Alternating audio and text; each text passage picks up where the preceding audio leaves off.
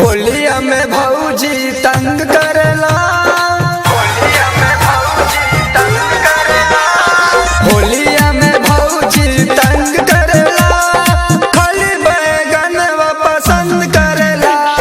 होलिया में भौजी तंग करेला, खाली बैगनवा पसंद करेला, खाली बैगनवा पसंद करेला, खाली बैगनवा पसंद करेला।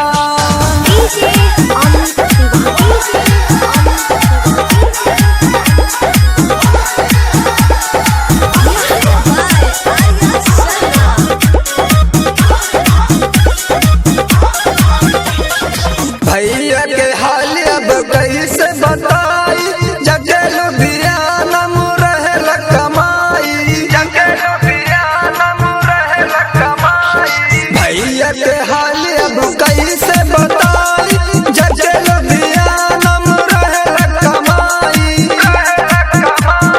फगुआ के पूरा मजा ऐस करेला, खाली बैगनवा पसंद करेला। होलिया में भौजी तंग करेला, खाली बैगनवा पसंद करेला, खाली बैगनवा पसंद करेला, खाली बैगनवा पसंद करेला, खाली बैगनवा पसंद करेला, खाली बैगनवा पसंद करेला।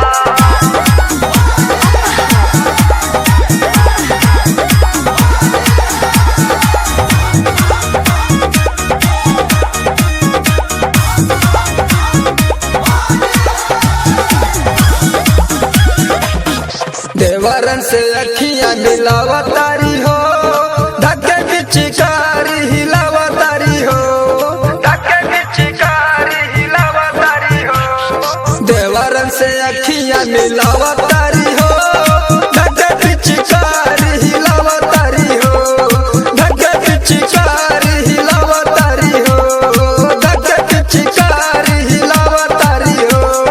शर्मा